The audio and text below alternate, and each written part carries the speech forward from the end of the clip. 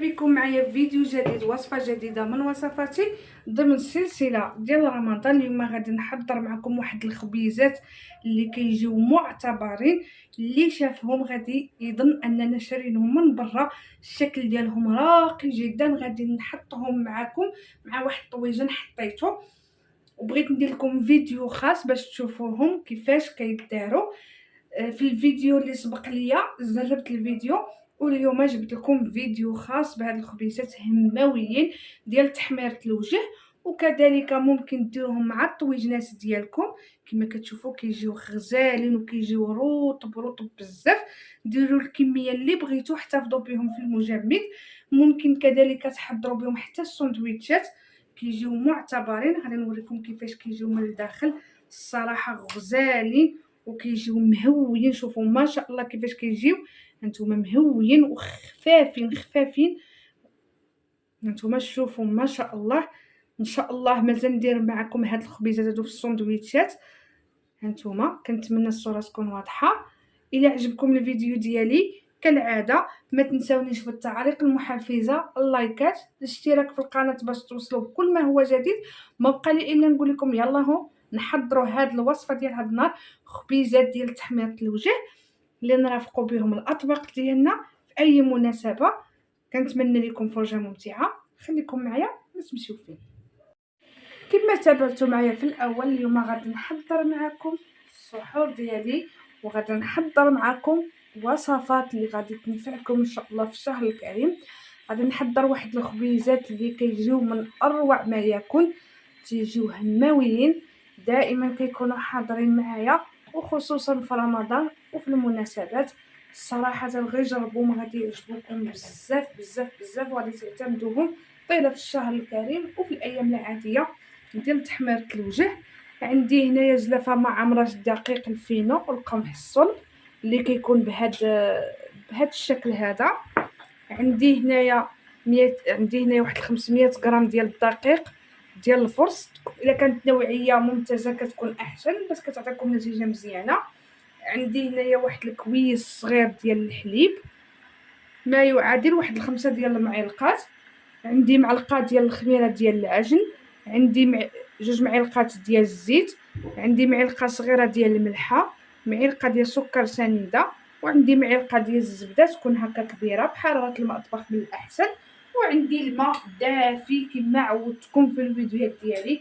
ما خاص الماء يكون سخون باش العمليه ديال العجن تكون مزيانه. خاص الماء يكون دافي، وكذلك باش ما تقطع لكمش العجينه ودير لكم دوك الخيوط. دائما انا تيكون الدقيق عندي مغربل قبل ما كنحط الوصفه كنكون مغربلاه. غادي نبدا معكم الطريقه اللي هي زيت بسيطه سهله. بسم الله على بركه الله. بغيتو تعجنوها في العجانه عجنوها، بغيتو تعجنوا في هكايا غير بيديكم راه ساهل، تيجي زوين بزاف. ان شاء الله تجربوه وينال الاعجاب ديالكم. ونقدم معكم الطويجن اللي غادي نرافق به هاد الخبيزات. صافي هنا غادي نجيب القصعه وغادي نبدا معكم. بسم الله على بركه الله. خليكم معايا. صافي هنايا كما كتشوفوا معايا غادي نوضع الدقيق. دائما الدقيق تنكون مغربلاه قبل ما نحضر معكم الوصفه. هنا استعملت انا هاد الانواع ديال الدقيق، ممكن تستعملوا اي دقيق بغيتو، ولكن صراحه هادو كيجيو زوينين. هنايا زدت المكونات اللي ذكرت معكم. غادي تلقاو المقادير في صندوق الوصف بالتفصيل. صافي هنايا كنزيد الحليب وكنبدا نعجنهم بالماء دافي. دائما نصيحه الماء يكون دافي باش تطلع لكم الخميره في العجينه مزيان، وكذلك ما تقطع ليكمش. صافي هنايا من بعد ما جمعت العجينه ديالي بهذا الشكل هذا كندلكها بهاد شويه ديال الملحه. كندير فيها تقريبا واحد 3 المعالق د الماء وكندلكها مزيان حتى كنحس بها تسلقات. غادي تشوفوا القوام ديالها صراحه كتجي زوينه. هي كتجي خفيفه العجينه ولكن ما كتلصقش نهائيا في اليد. جربوا هاد الخبيزات هادو غادي ينفعوكم بزاف في الشهر الكريم وكذلك في الايام العاديه ديال تحميره الوجه. صافي هنايا غادي نكمل ونرجع معكم. صافي هنايا كنوضع الزبده اللي ذكرت معكم في المقادير. كنوضع واحد المعلقه تكون كبيره وانا كندلك حتى كنكمل مزيان وكنحس بالعجينه ديالي ترخات. وغادي تشوفوا معايا القوام ديالها. شوفوا ما شاء الله القوام ديالها كتجي مرخوفه وكطرطق هكا في اليد وكدير ديك الفقاعات. ملي كدير لكم ديك الفقاعات صافي تاكدوا بانها تخدمات مزيان. بالنسبه لهاد الخبيزات هادو عديدين الاستعمالات، ممكن تستعملوهم كذلك حتى في السندويشات، ديروهم اما دائريين او على شكل باكيت. صافي هنايا كندهن هنايا هاد القطعه هذه اللي عجنت فيها وغادي ندير العجينه ديالي تخمر. غادي نخليها هنايا حتى ل 25 دقيقه. ما عندكم مناش تخافوا، الا خليتوها في هاد المرحله تخمر مزيان كتعطيكم نتيجه اللي زوينه. شوفوا هاد الفقاعات كنتمنى الصوره تكون واضحه. صافي غادي نخليها هاد الوقت اللي ذكرت معكم، غادي نغطيها ببلاستيك غذائي بواحد الزيف اللي يكون سخون ونخليها في شي بلاصه سخونه حتى الوقيته اللي غادي نبغي انني نشكلها وغادي نرجع معكم. في هنايا كما كتشوفوا هي خديتها بلاستيك تضاعف الحجم ديالها. شوفوا ما شاء الله دوك الفقاعات ها هما ناجحه. الا شفناها هكا كتعدي بشويه نستعنوا هكا بشويه بالزيت. دابا غادي نخوي سطح العمل باش غادي نقسمها معكم. هنايا كما كتشوفوا دهنت بشويه ديال الزيت ما شاء الله عرفتو ترخات مزيان. هنا غادي نسكرهم غير خبيزات هكا صغارين. صافي هنا نشدي نقطعهم معكم. هانتوما كنقطعهم غير صغيورين وعلى حسب نتوما الحجم اللي بغيتو. ومن بعد غادي نبداو نسكلوهم. صافي كنحاول نقطعهم غير صغيورين، بغيتهمش يكونوا كبار بزاف. هنايا صافي هنايا نتوما كتشوفوا من بعد ما قطعتهم كنحاول نجمعهم. راه كيتجمعوا بكل سهوله. هانتوما شوفوا تيجيو زوينين بكل سهوله كيتجمعوا. نزيد نقرب لكم الصوره باش تشوفوا. هانتوما انا راني سكلت منهم وحيدين. هانتوما كنحاول ما امكن نعطيهم قياس واحد، ما نديرهمش كبار، انا بغيتهم يكونوا صغار. هانتوما شوفوا ما شاء الله انا مازال كنأكد. شوفوا كيجيو مهويين. وبالنسبه للسمك ديالهم نتوما اللي كتحكموا فيهم، بغيتوهم كبار بغيتوهم صغار مباشره تنبقى نكورهم بحال هكا. نتوما درتهم يعني تقريبا قد باش يجيو هكا زوينين. صافي بسهوله كيتجمعوا كاع ما كيعذبوا. هانتوما نعاود معكم هاد الوحيده. صافي مباشره كنكون انا دايره هنايا الورق ديال الزبده، غادي ندهن غير بواحد شويه ديال الزيت باش تثبت ليا وغادي نبدا نرصيهم وغادي تشوفوا معايا. كنبدا نحط هاد الخبيزات ديالي غير بشويه نبعد بيناتهم ونحاول عاوتاني نقادهم فاش نبغي نقرصهم. بالنسبه للحجم ديال التقراص نتوما اللي تتحكموا فيه على حسب. بغيتو هكا تكون فيهم شويه ملبين يكون فيهم شويه البابه، بغيتوهم يكونوا هكا ما فيهمش على حسب. صافي فاش غادي نرجع فاش نبغي نقرصهم غادي نرجع باش نكمل معكم. هانتوما معايا. هانتوما كنحاول نضغط عليهم كما قلت لكم في الاول. نتوما واش بغيتوهم هكا يكونوا يعني فيهم شويه البابه، بغيتوهم ما تكونش فيهم البابه قرصوهم مزيان. كنمشيو معاهم غير بشويه لانهم رطب بزاف. بهاد الطريقه هذه كنستعنوا غير بشويه ديال الزيت طريين بزاف. تنستعنوا غير بشويه ديال الزيت باش هكا يهبطوا لينا.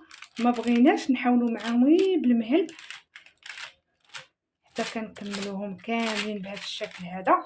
انا ما بغيتهمش يكونوا يعني فيهم اللبابه بزاف، بين وبين يجيو هكا تيجيو حلوين تيجيو بحال هذوك اللي كناخذوا من الزنقه واحسن.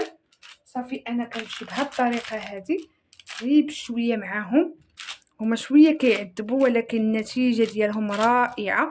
صافي غادي نقرصهم غادي نوريكم العبار ديالهم بالضبط. شوفوا ما شاء الله دوك الفقاعات. صافي فاش كيديروا الفقاعات صافي كنعرفوا بانهم راه خمروا مزيان، بانهم ناجحين مليون في المئه. هانتوما سيروا معهم غير بالعقل. يعني الحويجات اللي كيكونوا بحال هكا كيبغيو شي شويه هكا اتساع الخاطر. صافي ومن بعد غادي نرجع نكملهم كاملين وهانتوما معايا.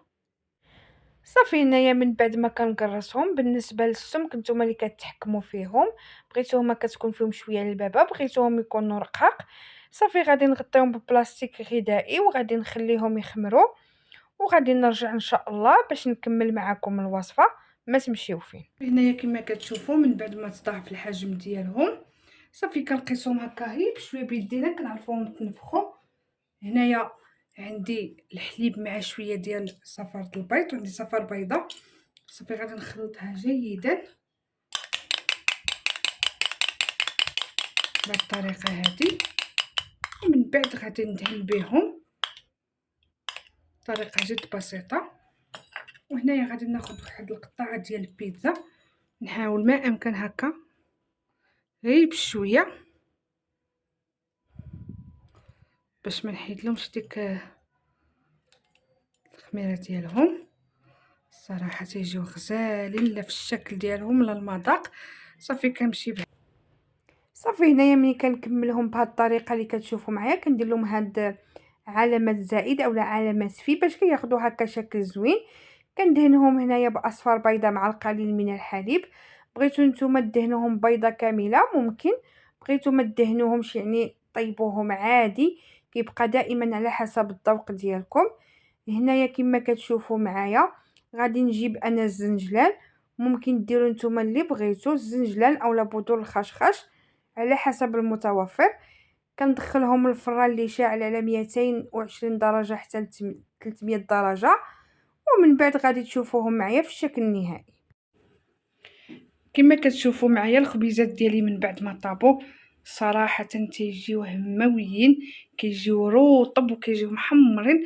انا كنبغيهم بهذا القياس هذا، بغيتو تزيدوا تحمروهم حمروهم، صراحه كيستحقوا التجربه، زوينين بزاف. ترافقوهم هكا مع الطويجنات ديالكم، تحضروا بهم حتى ساندويتشات ان شاء الله. في الفيديوهات الماجيه نحضر معكم بهم ساندويتشات ان شاء الله. هانتوما شوفوا ما شاء الله، والكميه كيخرجوا كميه زوينه. كنتمنى ينالوا الاعجاب ديالكم. انا غادي نرافق بهم الطويجن ديالي اللي حضرت معكم على الفاخر، صراحه تيجيو هماويين. غنقطع لكم وحده باش تشوفوا. اذا عجبتكم الوصفه ديالي كالعاده ما تنسونيش بالتعاليق المحفزه، اللايكات باش الفيديو يزيد يطلع، بارطاجيو مع الاهل والاصدقاء باش تعم الفائده. ونتلاقى معكم في فيديو جديد، وصفه جديده من وصفاتي ضمن السلسله الرمضانيه. مع السلامه.